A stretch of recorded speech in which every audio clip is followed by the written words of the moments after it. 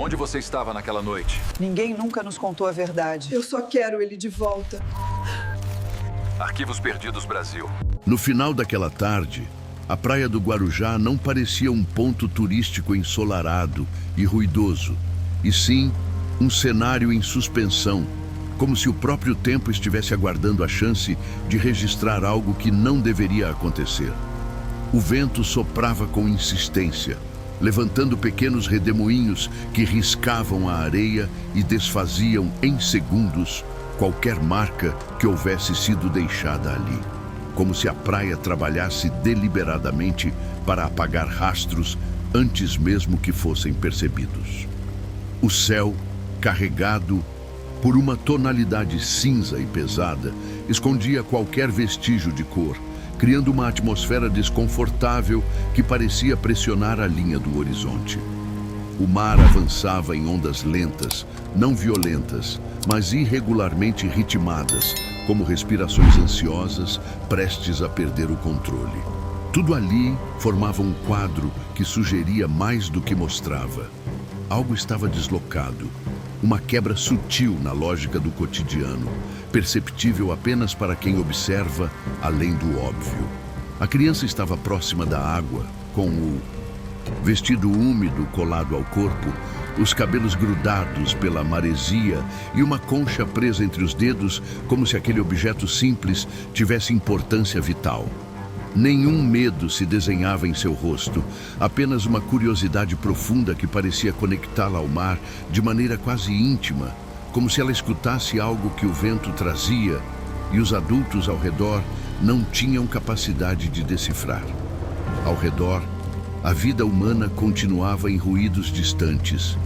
Um rádio mal sintonizado, discussões breves de ambulantes, gargalhadas apressadas de turistas, tudo numa coreografia banal que nada tinha a ver com o que estava prestes a acontecer. A menina se vira lentamente. Não se sabe se procurando um rosto conhecido ou apenas verificando se ainda era observada. O vento intensifica sua força e faz o vestido ondular, como se tentasse arrancá-la daquela cena. Ela dá alguns passos para trás e o mar avança timidamente, molhando seus tornozelos numa espécie de convite silencioso. A concha escorrega de sua mão. Ela se abaixa para recuperá-la e, nesse instante, o mundo parece desacelerar, como se respirasse antes de um impacto. Não existe consenso sobre o segundo exato em que tudo aconteceu. Algumas testemunhas juram que ela foi até a água sozinha.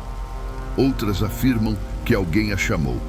Todas as versões se fragmentam no mesmo ponto. Quando alguém voltou a olhar, ela já não estava mais ali. Uma sandália aparece abandonada na areia. A criança não. E a pergunta que ecoa desde então é inevitável. Como uma menina desaparece diante de dezenas de olhos, sem deixar sequer o rastro de um passo? Se essa história já fez algo dentro de você dizer que existe mais por trás desse desaparecimento, continue acompanhando. Inscreva-se no canal e ative as notificações para não perder nenhum detalhe da investigação. O ano era 1996 e o litoral paulista vivia uma transformação silenciosa. Guarujá se tornava o destino favorito para famílias que buscavam escapar da rotina sufocante da cidade grande, acreditando que o mar tinha o poder de dissolver problemas. As praias se enchiam de guarda-sóis coloridos, vendedores de picolé percorriam a areia e o cheiro de milho cozido se misturava ao aroma salgado vindo das ondas. A ideia de segurança era quase romântica. Crianças corriam sozinhas, pais se permitiam desligar e o risco parecia algo distante, pertencente a outras realidades. A ausência de tecnologia criava uma dinâmica de confiança, pois antes das câmeras de vigilância e dos celulares com GPS, o mundo parecia mais simples, como se bastasse olhar em volta para ter controle de tudo. Porém, essa falsa sensação de controle seria justamente o que permitiria que uma história inteira desaparecesse sem testemunhas confiáveis. Aquela década ainda carregava um Brasil despreparado para lidar com desaparecimentos. Não existiam protocolos padronizados, nem equipes especializadas, e o termo criança desaparecida raramente aparecia nos telejornais. Na maioria das vezes, quando uma família procurava a polícia, a primeira frase que ouvia era sempre a mesma: ela deve ter fugido, esperem 24 horas. Esse atraso, muitas vezes fatal, transformava as primeiras horas, sempre decisivas, em horas de inércia. O desaparecimento de uma criança, especialmente em locais públicos, era tratado como falta de atenção dos responsáveis, não como potencial crime. Era culturalmente mais fácil culpar os pais do que considerar a possibilidade de algo maior, mais sombrio e mais organizado. Guarujá vivia a dualidade entre o paraíso turístico e a economia subterrânea que se escondia atrás de quiosques e vielas. Havia histórias de raptos não investigados, relatos abafados de homens que circulavam oferecendo empregos ou caronas e boatos sobre veículos que estacionavam perto das praias sem nunca serem identificados. Nada disso era registrado oficialmente, porque aquilo que não era visto não existia. A sombra da impunidade crescia silenciosamente nos bastidores de um cenário que se vendia como seguro e familiar. Era nesse ambiente de aparente tranquilidade que aquela família acreditava estar protegida. O mar oferecia liberdade para a criança correr, se sujar de areia, colecionar conchas e experimentar o mundo por conta própria. A família respirava aliviada, convencida de que não havia ameaça onde todos pareciam relaxados. Guarujá transmitia a ilusão de que ali nada poderia dar errado, porque a praia, aos olhos de quem frequenta, é um território de alegria. No entanto, basta que um único segundo seja ignorado para que a sombra encontre sua brecha. E foi justamente nessa cidade que a menina desapareceu sem deixar vestígio, como se tivesse sido engolida pelo próprio silêncio do lugar. Mas, para entender o impacto dessa ausência, é preciso conhecer quem ela era, porque não se investiga um desaparecimento sem antes humanizar quem desapareceu. Ela se chamava Ana Luísa, embora muitos a chamassem apenas de Lu. Tinha 8 anos, mas carregava no olhar uma curiosidade maior do que a própria idade permitia. Era o tipo de criança que fazia perguntas demais e se encantava com coisas pequenas, como se cada detalhe do mundo fosse uma descoberta arqueológica. A mãe sempre dizia que, quando Lu olhava fixamente para alguma coisa, era como se enxergasse camadas que os adultos não percebiam mais. A menina gostava de ficar na janela durante tempestades e contava mentalmente o intervalo entre o relâmpago e o trovão, acreditando que, ao descobrir essa distância, seria capaz de prever o futuro. Ela ria da própria ingenuidade, mas persistia, como se aquela brincadeira inocente comprovasse que o tempo podia ser medido e controlado. Havia também um caderno cor-de-rosa com capa de glitter que ela levava para todo lugar. Nele, colava pequenas coisas que considerava tesouros. Embalagens de sorvete, folhas secas, pedrinhas brilhantes, recortes de revistas, tudo catalogado como se fosse uma cientista do cotidiano. Mas o objeto mais especial de todos era uma pequena concha branca, encontrada meses antes durante uma viagem a Caraguatatuba. Ela dizia que, quando colocava a concha perto do ouvido, conseguia ouvir o som do futuro. A família achava graça e alimentava o encanto, jamais imaginando que aquela concha seria vista pela última vez na mão da menina. Ana Luísa tinha uma relação intensa com o pai. Ele era caminhoneiro e passava dias longe de casa, mas sempre que retornava, prometia um passeio diferente. O combinado era simples.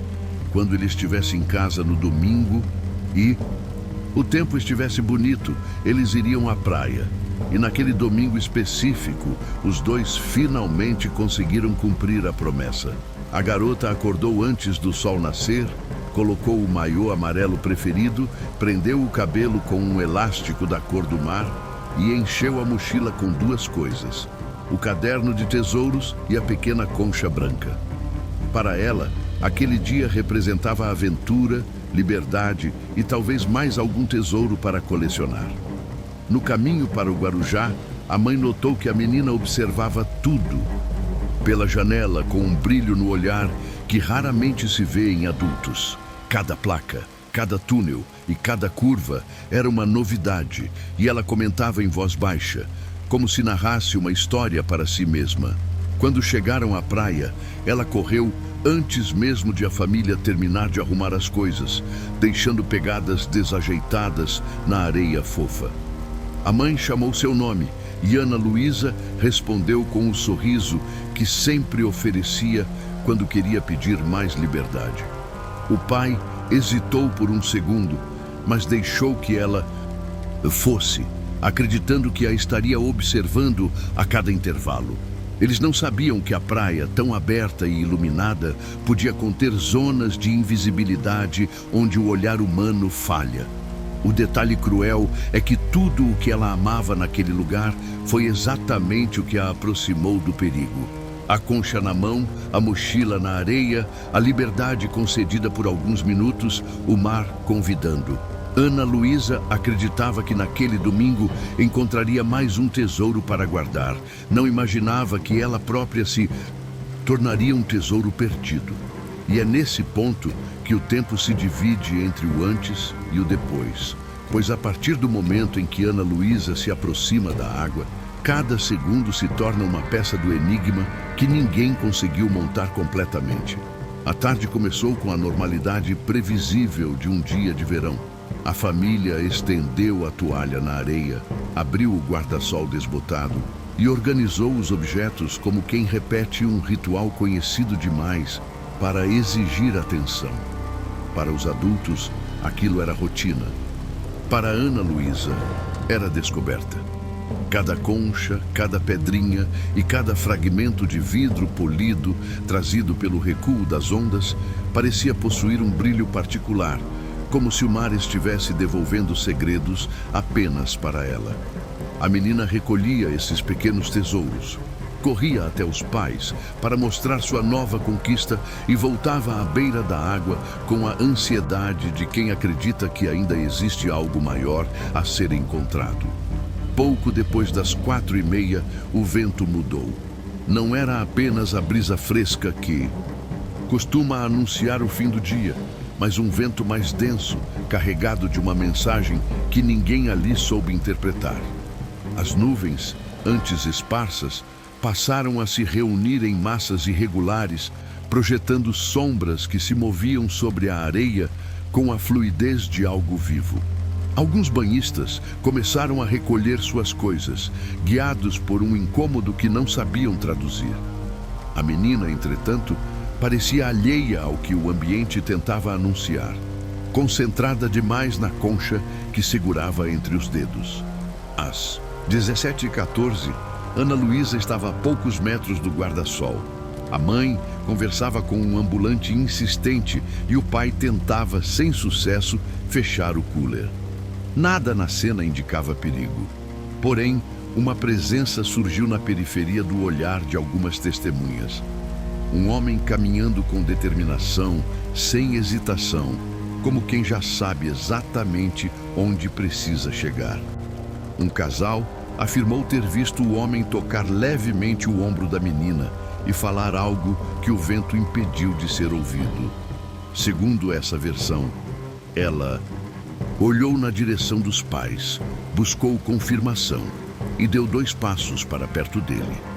Já outra testemunha declarou que ninguém se aproximou e que a menina correu sozinha em direção ao mar, guiada por uma onda que recuava com força incomum. Dias depois, um pescador relatou ter visto uma Kombi branca estacionada próxima ao calçadão, veículo que saiu em alta velocidade minutos antes das buscas começarem. O registro nunca foi investigado, Às 17h16, quando o pai levantou a cabeça, Ana Luísa não estava, mas ali, o mar continuava, o vento continuava, o mundo continuava. Apenas ela havia desaparecido. Quando o relógio ultrapassou as 6 da tarde e o céu começou a perder cor, o que antes era apenas uma inquietação tornou-se pânico.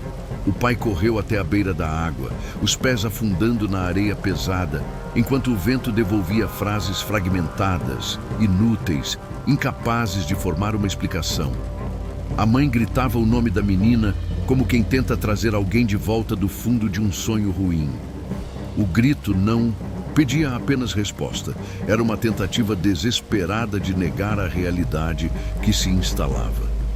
Banistas olharam por alguns segundos, curiosos, mas logo voltaram às suas rotinas. Guarujá, como qualquer cidade turística, tinha o hábito de ignorar o que não lhe pertencia. Era mais fácil acreditar em distração do que considerar a possibilidade de um sequestro. Quando o sol desapareceu, a praia já não era mais colorida. Tornou-se um espaço cinzento, opaco, onde sombras se acumulavam como presenças. A família pediu ajuda às pessoas próximas. Alguns olharam rapidamente para o mar, apontaram direções vagas, sugeriram que ela podia estar se escondendo ou brincando com outras crianças. O desconforto coletivo cresceu quando a menina não apareceu nos primeiros 10 minutos. É sempre assim. 10 minutos é o ponto em que o medo passa a ser uma forma de certeza. A mãe implorou para chamarem a polícia. 2 homens disseram que não havia necessidade, que crianças desaparecem apenas por descuido. O pai correu até o posto de salva-vidas, onde encontrou 2 funcionários desinteressados, que disseram que não podiam fazer nada sem confirmação de afogamento. Não houve mobilização imediata. Ninguém correu. Ninguém procurou. Era como se a ausência de um corpo bastasse para negar o desaparecimento. Enquanto isso, a família percorria a extensão da areia com lanternas que mal venciam a escuridão recém-formada. Lanternas improvisadas com celulares ainda inexistiam. Apenas luzes fracas sustentando uma esperança mais frágil ainda. Às 20h25, finalmente a polícia apareceu. O pai descreveu a menina entre soluços. A mãe repetia os mesmos detalhes com a voz quebrada. O policial anotou lentamente, com indiferença burocrática, e então disse a frase que se tornaria uma cicatriz permanente. Provavelmente se afastou e se perdeu. Criança, a gente encontra depois. E guardou o bloco no bolso, como se escrevesse algo descartável. Não houve buscas, não houve mergulhadores, não houve sirenes. Enquanto a noite avançava, mais pessoas se juntaram, não para ajudar, mas para observar.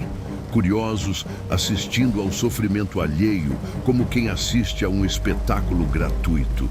A areia, antes quente, agora parecia fria, como se o desaparecimento tivesse roubado o calor do lugar.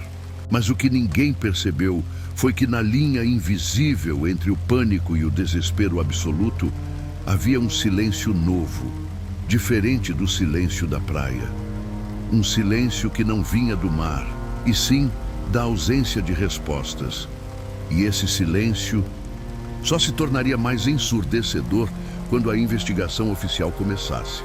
Porque quando a polícia iniciou o processo, a primeira coisa que desapareceu não foi uma pista, foi a verdade. Quando a investigação finalmente começou, já era madrugada. A delegacia mais próxima tratou o caso com a lentidão de quem lida com algo comum, como se desaparecimentos fossem apenas mais uma linha em uma pilha de ocorrências. O delegado de plantão ouviu o relato do pai enquanto mexia em uma xícara de café velho, e a maneira com que ele anotou as informações parecia quase ofensiva. O pai descreveu a menina com detalhes, mencionou o maiô amarelo, a concha na mão, a sandália encontrada na areia, mas o delegado escreveu apenas: perdeu de vista a criança na praia. Não anexou descrição completa. não registrou testemunhas, não marcou o horário com precisão. A caneta dele escorregava pelo papel com a mesma frieza que seu olhar atravessava a família. No relatório inicial, constava uma única hipótese: possível afogamento. Nenhuma referência ao homem visto próximo da menina. Nenhuma menção à Kombi branca. Nenhuma consideração sobre rapto. Apenas a versão mais confortável. A culpa recairia na distração dos pais e na imprevisibilidade do mar. Aquilo encerrava qualquer possibilidade de investigação real. Se o mar havia levado, não havia culpado, não havia crime. Não havia motivo para mobilizar recursos. No dia seguinte, os policiais caminharam pela praia sem qualquer método, perguntando aos banhistas se alguém tinha visto uma criança sozinha.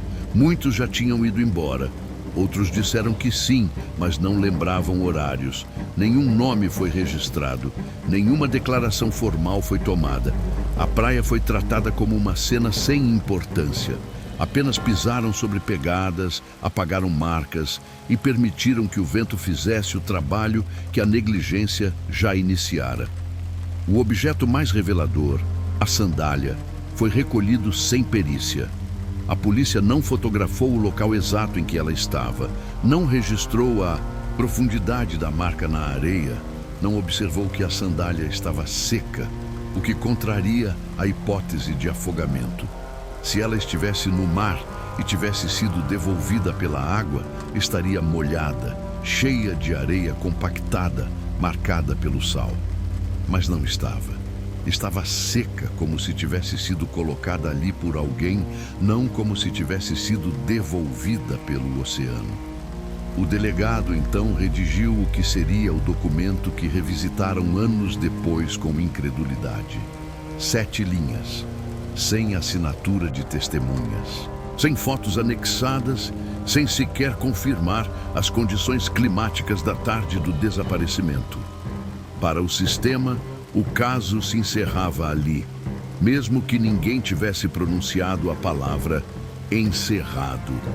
Enquanto isso, a família continuava insistindo, mostrando um detalhe que ninguém parecia querer enxergar. Ana Luísa jamais teria se afastado sem levar a mochila e o caderno de tesouros. Nada disso foi recolhido. Nada foi listado como prova. A investigação ignorou até a própria ausência dos objetos. E, quando uma investigação nasce cega, o que vem depois só pode ser obscuridade. E a obscuridade se tornaria ainda maior quando as versões começassem a se contradizer.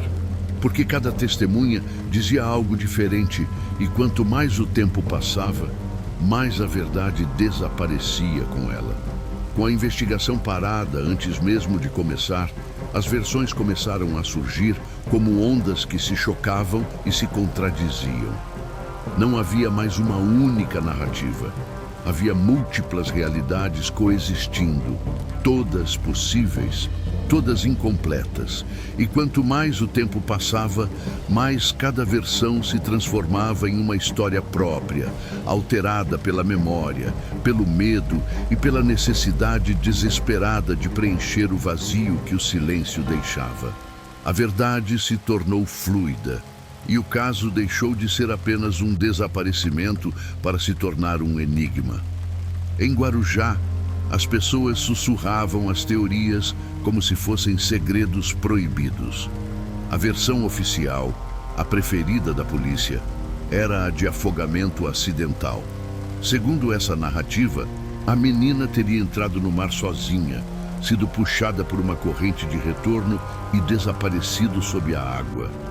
Para sustentar essa hipótese, usavam a imprevisibilidade do oceano como explicação para a ausência do corpo, argumentando que correntes poderiam levá-lo para longe. Porém, a teoria ignorava fatos essenciais: a ausência de marcas de água na sandália encontrada na areia, a falta de pertences pessoais perto da água e o relato de testemunhas que não viram a criança entrar sozinha no mar. Era uma Teoria conveniente porque encerrava a história sem precisar de culpados. E quando a verdade é incômoda, versões convenientes sempre prevalecem. A segunda teoria ganhou força entre banhistas que estavam mais próximos da menina. Segundo eles, um homem de camiseta branca e bermuda clara teria chamado a criança, se inclinado e dito algo em voz baixa.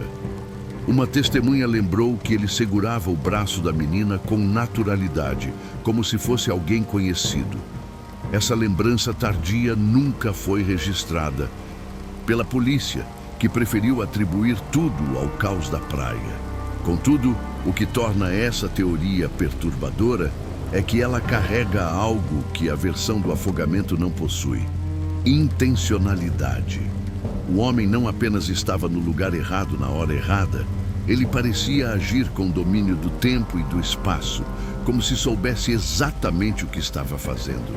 A terceira teoria se espalhou através de relatos fragmentados. Uma Kombi branca, estacionada próxima ao calçadão, permanecera parada por horas naquele domingo. Um pescador, já idoso, assegurou ter visto a porta lateral aberta e uma movimentação estranha. Ele afirmou ter visto uma menina sendo colocada dentro do veículo, mas sua versão só foi contada dias depois e não havia registros para sustentá-la. A polícia não investigou o veículo nem procurou o pescador novamente. Em uma época em que fotos eram raras e câmeras de segurança inexistiam, a Kombi se tornou uma lenda, um fantasma urbano ligado ao caso. E havia ainda uma quarta teoria, sussurrada, nunca oficializada, sobre redes ilícitas que atuavam em praias movimentadas, aproveitando descuidos momentâneos. Essa teoria nunca foi discutida abertamente, pois implicaria admitir que o desaparecimento de crianças no Brasil era muito mais comum e organizado do que se dizia. Aceitar essa hipótese exigiria reconhecer responsabilidades maiores, e ninguém estava disposto a enfrentar o que isso significava. As teorias existiam porque o caso nunca respondeu à pergunta principal: se a menina foi levada, para onde? Se caiu no mar, por que o mar não devolveu nada? Se entrou em um carro, como desapareceu sem ser vista por mais ninguém? Em Guarujá, cada pessoa escolheu acreditar na teoria que mais fazia sentido para suportar o peso do mistério. Mas a verdade não depende de crença, ela depende de fatos, e os fatos foram ignorados.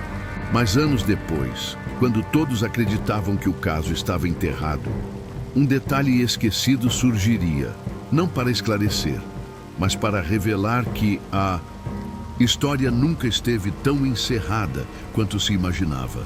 Anos depois do desaparecimento, quando já não havia mais cartazes colados em postes, quando a imprensa já não tinha interesse algum, e quando até mesmo vizinhos haviam parado de perguntar como a família estava lidando com a perda, o caso de Ana Luísa retornaria por uma fresta inesperada. Não foi um policial que retomou o assunto, tampouco um investigador particular. Foi o acaso, ou talvez o que resta da memória, quando o tempo tenta apagar o que não deveria ser esquecido.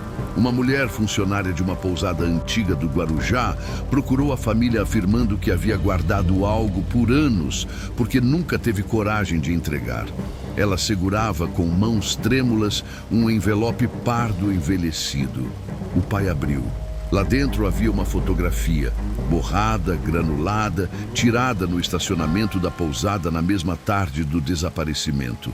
A foto, que deveria capturar apenas o movimento cotidiano do local, revelava algo que ninguém esperava. Nano-se que, encanto, quase imperceptível, estava a silhueta de uma criança com o mesmo maiô amarelo descrito pela família. O mais perturbador não era a semelhança da roupa, e sim o gesto. A menina não estava andando sozinha. A mão dela estava enlaçada à mão de um adulto, cuja identidade não podia ser distinguida. A maneira como essa mão segurava a dela não era de urgência, nem de desespero, mas de condução, como se ela estivesse sendo guiada. A foto estava marcada com data: 21 de janeiro de 1996. Horário aproximado: 17h28. Isso colidia diretamente com o relatório policial que afirmava que a menina teria sumido no mar por volta desse mesmo horário. A fotografia não provava tudo, mas desmontava completamente a narrativa oficial. Se ela estava naquele estacionamento às 17h28, ela não poderia estar desaparecida no mar às 17h16, conforme registrado. Uma mínima diferença de minutos muda totalmente a direção da história. Se a foto era real, e ela era, então a hipótese de afogamento ruía como um castelo de areia. A ex-funcionária contou que naquela tarde viu a menina entrando no estacionamento de mãos dadas com um homem que dizia estar hospedado ali. Ele parecia calmo, confiante. Quando ela se aproximou para oferecer ajuda, o homem respondeu que a menina era sua filha e que ela estava apenas assustada por ter perdido os pais na praia. A funcionária, sem motivo para duvidar, recuou, mas algo a incomodou. A expressão da menina não era de medo passageiro, era de silêncio. Um silêncio rígido, como se palavras estivessem presas na garganta. O mais alarmante foi o que a funcionária disse em seguida. Ela procurou o registro dos hóspedes daquela semana meses depois, mas descobriu que a pousada tinha feito uma troca de sistema e apagado arquivos antigos, inclusive hospedagens daquele dia. Nada restou, nenhum nome, nenhuma placa de veículo, nenhuma prova, exceto aquela foto que ela guardou com receio e culpa, acreditando que talvez fosse tarde demais para mudar alguma coisa. Nada é mais perigoso para um mistério do que uma prova que não pode ser ignorada. E quando essa fotografia veio à tona, outra revelação ainda mais perturbadora emergiu. Não foi apenas a pousada que perdeu documentos. Parte do inquérito policial havia simplesmente desaparecido. O silêncio não chegou de uma vez. Ele foi se instalando devagar, como poeira que se acumula em móveis antigos quando ninguém mais limpa o cômodo. Nos primeiros meses após o desaparecimento, a família batia em portas, ligava para delegacias, distribuía fotos, suplicava por buscas que nunca eram iniciadas. A cada nova visita, recebiam versões diferentes e promessas vazias. O caso, antes tratado como urgência emocional, foi lentamente empurrado para um lugar onde ninguém mais precisava se responsabilizar. Com o tempo, não havia mais entrevistas, não havia mais voluntários procurando na praia, não havia mais repórteres perguntando como a família estava lidando com a ausência. Quando as perguntas cessam, o esquecimento começa. O processo de arquivamento do inquérito foi quase simbólico. Uma pasta comum, com poucas páginas, guardada em uma sala abafada da delegacia. Ali, entre documentos de ocorrências triviais, a história de Ana Luísa foi diluída na burocracia. Um funcionário da época contou anos depois que em uma mudança de prédio, algumas caixas haviam sido perdidas e que documentos de menor relevância tinham sido descartados. A pasta dela estava entre eles. Não houve como confirmar. Não houve como recuperar. O mistério, já complexo, agora estava sem registro oficial. Sem papel, sem número, sem evidência de que alguém um dia tentou encontrar respostas. Quando a esperança se tornou exaustão, a família parou de perguntar. A mãe deixou de ir à praia. O pai evitava dirigir pela rota do litoral. A casa ficou mais silenciosa, como se a presença da menina tivesse sido substituída por um vazio que ecoava por todos os cômodos. O quarto foi mantido como ela deixou, mas com o tempo, as roupas perderam o perfume de infância e o caderno de tesouros acumulou uma camada de pó. Não era esquecimento, era proteção, porque manter viva a esperança significava também manter viva a dor. A vizinhança, que antes demonstrava compaixão, passou a evitar o assunto. Pessoas temem histórias que não oferecem respostas. Afinal, quando o mistério não pode ser resolvido, ele passa a ser um espelho incômodo. Ninguém quer ser lembrado de que algo assim pode acontecer com qualquer um, em qualquer lugar, em segundos.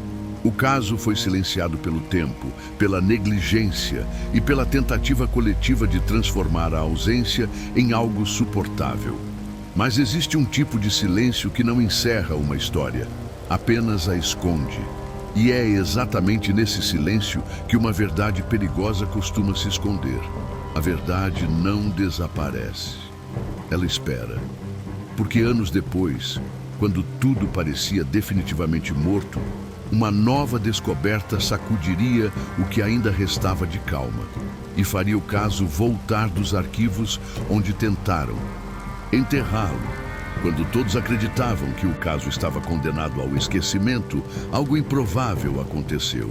Em 2024, mais de 2 décadas depois, um jovem jornalista recém-formado, Elias Ferraz, encontrou uma caixa de arquivos abandonada em um depósito municipal que estava prestes a ser desativado. Era um amontoado de papéis amassados, recortes de jornais antigos, bilhetes soltos e relatórios incompletos, como se aquele material fosse apenas resíduo administrativo sem valor. Entretanto, entre esses fragmentos de história, havia uma fotografia esquecida, uma imagem que deveria ter sido anexada ao inquérito policial, mas que nunca chegou a cumprir esse destino. Elias percebeu que aquela fotografia não era apenas uma imagem perdida. Era uma pergunta reprimida pelo tempo, um vestígio físico de algo que insistia em não ser enterrado. A foto mostrava a praia naquele domingo, capturada por um fotógrafo amador. À primeira vista, era apenas um registro comum. Pessoas caminhando, crianças e correndo, o mar se aproximando em ondas preguiçosas. Mas havia algo estranho na composição. Na parte inferior da fotografia, quase imperceptível, estavam marcas de passos seguindo em direção ao calçadão, não ao oceano.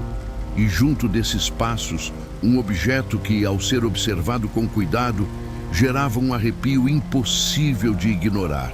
A mesma sandália infantil, parcialmente enterrada na areia, seca e inclinada para fora da direção do mar. A areia ao redor estava remexida, como se alguém tivesse colocado o objeto ali de propósito. Essa imagem, como um retrato silencioso, contradizia completamente a narrativa que a polícia havia se esforçado tanto para sustentar. Elias decidiu investigar além do que o arquivo dizia.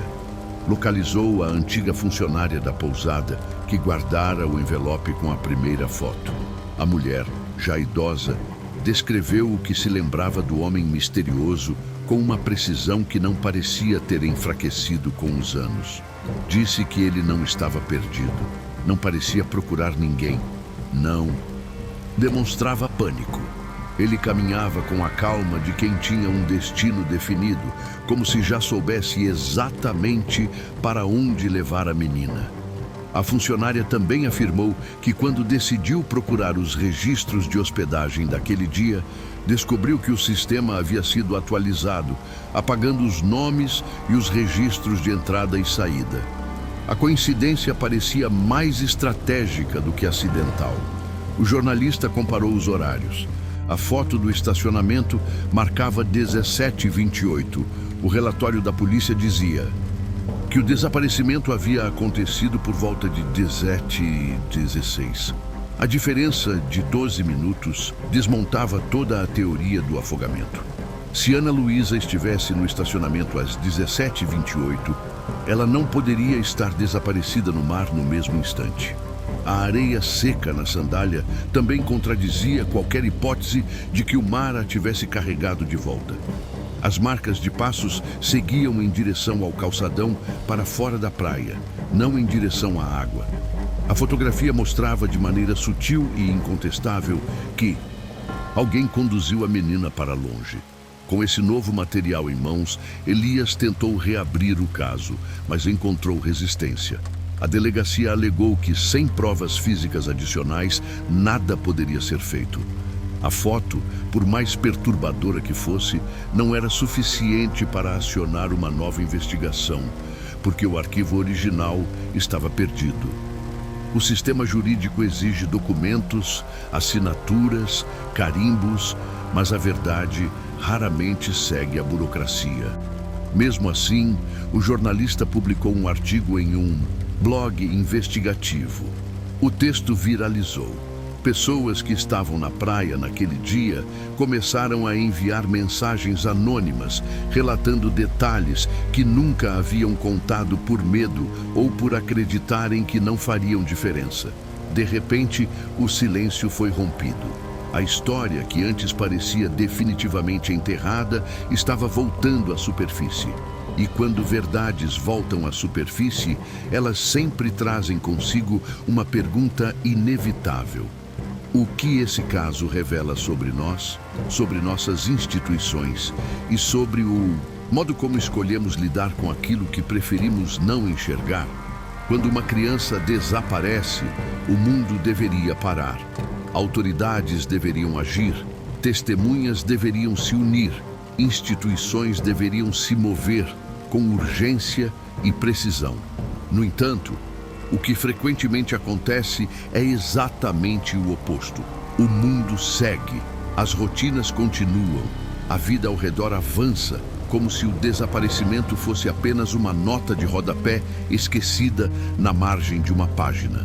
O tempo, que deveria ser aliado nas primeiras horas, torna-se o maior inimigo. Cada minuto sem ação abre espaço para o esquecimento, para a negligência, para a narrativa conveniente que absolve todos de responsabilidade. O caso de Ana Luísa não é apenas sobre uma menina que desapareceu. É sobre como uma sociedade escolhe lidar com aquilo que a incomoda.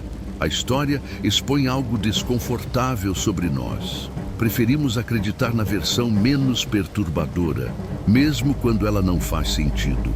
Aceitar que uma criança se afogou por acidente exige menos da consciência do que admitir que alguém a levou diante de todos. O afogamento retira o peso da culpa, enquanto o rapto exige investigação, exige enfrentamento, exige coragem para enxergar o que se tenta evitar. A verdade dói porque exige ação. A mentira conforta porque nos permite permanecer imóveis. Quando o sistema falha, a memória se torna o último recurso de justiça. Mas a memória também é frágil. Ela se desgasta com o tempo, se confunde, se distorce. Se a verdade não é preservada, se não há registros, se não há busca, o que resta? Resta apenas o silêncio. E o silêncio, quando imposto, transforma-se em cumplicidade. A história de Ana Luísa revela que o esquecimento é a forma de morte mais cruel, porque ela não encerra, apenas suspende. A menina não desapareceu apenas da praia. Desapareceu dos arquivos, dos relatórios, dos mecanismos oficiais que deveriam proteger. Tornou-se um fantasma administrativo, uma ocorrência sem número, um caso sem continuidade. Talvez o que essa história revele, de forma mais brutal, é que o Brasil não sabe lidar com desaparecimentos. Não sabemos buscar, não sabemos registrar, não sabemos insistir. E quando não há corpo, não há crime. Quando não há crime, não há culpado. Quando não há culpado, não há justiça. Mas existe algo que permanece mesmo quando tudo desaparece: a lembrança. E lembrar, às vezes, é o único ato de resistência. Algumas histórias não possuem final, não porque faltem páginas, mas porque certas verdades foram arrancadas do papel antes que alguém pudesse lê-las. O desaparecimento de Ana Luísa permanece como uma ferida aberta no tempo, uma página arrancada de um livro que ninguém admite ter visto. A menina se tornou símbolo de algo que o país insiste em não enfrentar: a capacidade de normalizar o inexplicável. Sua ausência não ecoa, apenas na areia daquela praia, ecoa em cada gaveta de delegacia onde casos são arquivados, em cada documento extraviado, em cada investigação interrompida sem motivo. Quando uma criança some e o mundo continua igual, não é apenas o corpo que desaparece, é a responsabilidade. A história dela nos lembra que o silêncio não é neutro. Ele escolhe um lado. A praia continua lá. As ondas continuam quebrando no mesmo ritmo. Pessoas caminham pelo mesmo trecho de areia sem saber que sob aquela superfície aparentemente tranquila existe um lugar marcado pela ausência. A areia se move, o vento apaga rastros, o tempo cobre tudo com novas camadas, mas nada disso muda o que aconteceu. A menina nunca voltou. A praia nunca respondeu. As autoridades nunca explicaram. O mar não entregou respostas. O tempo não cicatrizou a falta. Talvez seja esse o motivo pelo qual algumas narrativas insistem em retornar, como um eco persistente no fundo da consciência coletiva. Quando a verdade não é oficialmente reconhecida, ela procura outras formas de sobreviver. Ela se infiltra em memórias, em relatos sussurrados, em fotografias esquecidas que insistem em dizer aquilo que nunca foi dito. Ana Luísa não está perdida apenas para sua família. Está perdida para o próprio sistema que prometeu protegê-la. Mas enquanto houver alguém disposto a contar sua história, ela não será completamente apagada. Histórias como a dela nos lembram que o esquecimento é uma escolha e lembrar é um ato de coragem. Talvez a justiça nunca venha. Talvez as respostas permaneçam inacessíveis, mas a memória tem força suficiente para impedir que o desaparecimento seja definitivo. Porque enquanto uma história é contada, ela resiste. Se você acredita que nenhuma história deve desaparecer no silêncio, permaneça conosco. Inscreva-se e continue investigando o que o tempo tentou enterrar. Porque algumas verdades só chegam até quem insiste em não esquecer.